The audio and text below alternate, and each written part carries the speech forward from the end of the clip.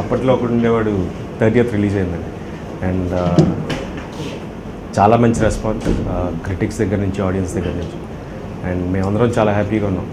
And ఇంత మంచి response వస్తుంది అని కథను నమ్మాం. అండ్ ఒక మంచి సినిమా అవుతుందని ఖచ్చితంగా నమ్మాం.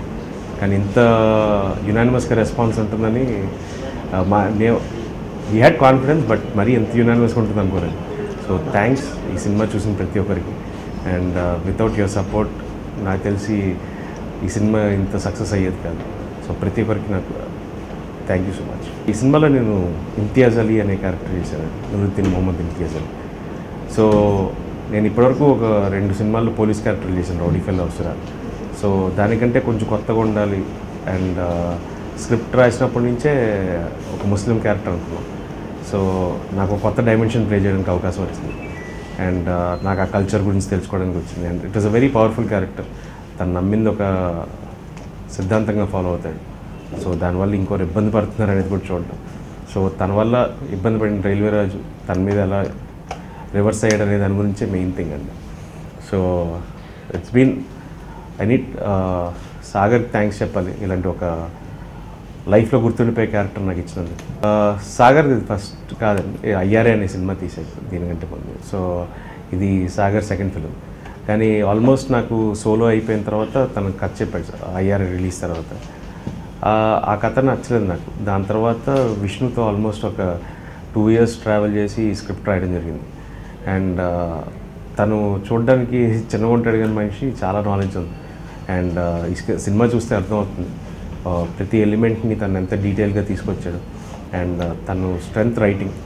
సో అందరూ ఒక అద్భుతమైన స్క్రీన్ ప్లే అంటున్నారు. సో చాలా హ్యాపీగా ఉంది. అండ్ సాగర్ డైరెక్షన్ గురించి కూడా చాలా మంచి అప్లోజ్ వస్తుంది. So very happy. మేము నమ్మిన ఒక అతను ఇంత మంచి పేరు రావడం, అండ్ ఈ సినిమాకి మాకు హెల్ప్ అవ్వడం. అండ్ సో ఇలాంటి ప్రాజెక్ట్స్ ఇంకెన్నో చేయాలని సాగర్ మనస్ఫూర్తి కోరుకుంటాను. శ్రీ విష్ణు నాకు ఆల్మోస్ట్ ఒక 10 years నుంచి ఫ్రెండ్ అండి. అండ్ నా బాణం నుంచి ప్రతి సినిమాలో తన సపోర్ట్ నాకు చాలా ఉంది. సో కథ పరంగా కానీ తనతో చాలా డిస్కస్ చేస్తాను నేను. తను స్క్రిప్ట్ సెలెక్షన్, స్క్రిప్ట్ మీద జడ్జ్మెంట్ బాగుంటుంది. సో అలాగే ప్రతినిధి అనే స్క్రిప్ట్ కూడా ఇద్దరం చేసాం. సో అండ్ తనతో journey is always it's been a memorable journey ఈ 10 years.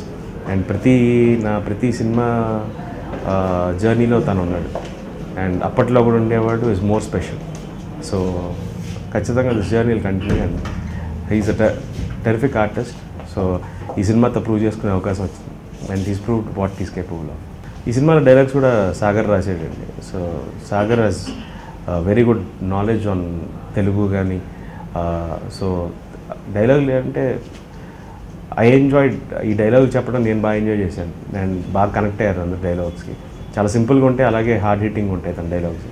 సో ఐ థింక్ ఖచ్చితంగా వెరీ గుడ్ అప్లాజ్ తన డైలాగ్స్కి సినిమాలో. And we're all happy. సాగర్కి ఒక మంచి బ్రేక్ వచ్చింది.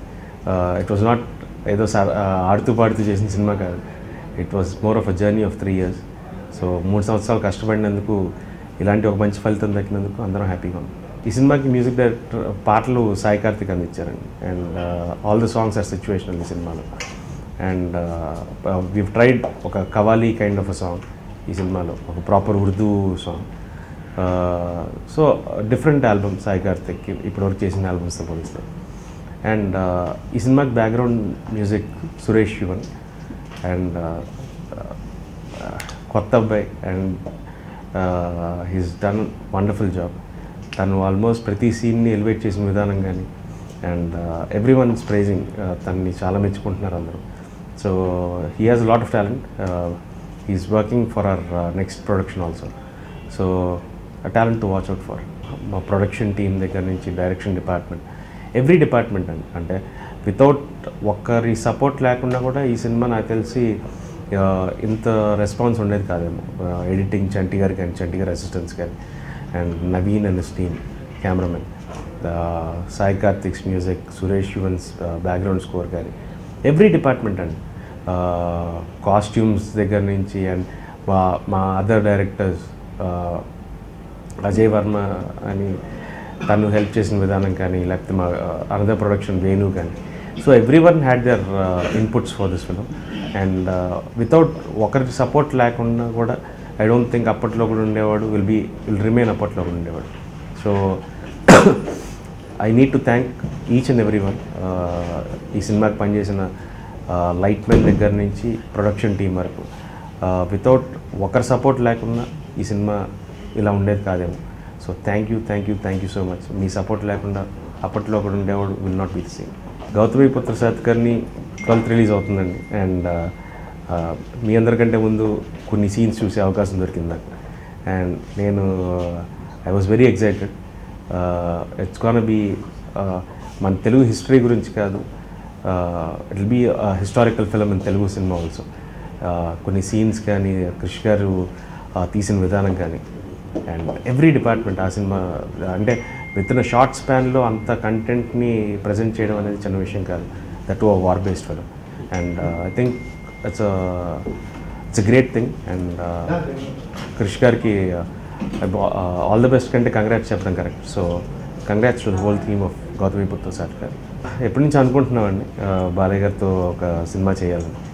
Let's see. We been looking for right script. ఒక మంచి కథ దొరికితే చేస్తాం. కథలో రాజకుమారి షూటింగ్లో ఉందండి. ఇట్స్ ఆల్మోస్ట్ ఉంది లాస్ట్ స్టేజ్. మార్చ్లో కానీ ఏప్రిల్ ఫస్ట్ వీక్లో కానీ రిలీజ్ చేయడానికి ప్లాన్ చేస్తాం.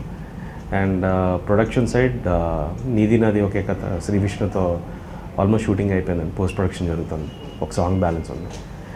ఫెబ్లో రిలీజ్ చేయడానికి ప్లాన్ చేస్తున్నాం. అండ్ ఇంకా ఫ్యూ ప్రాజెక్ట్స్ నా సైడ్ కొన్ని ప్రాజెక్ట్స్ కూడా అనౌన్స్ చేస్తాను. And few projects from the production side. మీరు ఇంట్రెస్ట్ ఉంటే రండి అని అంటే నేను మళ్ళీ ఏ రిప్లై ఇచ్చానంటే hi sir how are you అని పెట్టాను. సార్ నుంచి రిప్లై రావాలి కదా, ఐమ్ ఫైన్ అండి మీరు ఎలా ఉన్నారండి, అలాంటి ఏ రాలేదు. నాకు తెలుసమ్మా నేను బాగుంటాను, నువ్వు కూడా బాగుంటుంది, మ్యాటర్కి వచ్చేద్దాం. మీరు నెక్స్ట్ డే మూవీ ఆఫీస్కి వచ్చేయండి, సెలెక్ట్ అయిపోండి, మీరు ఇలా అలా అలా అని చెప్పారు. ఓకే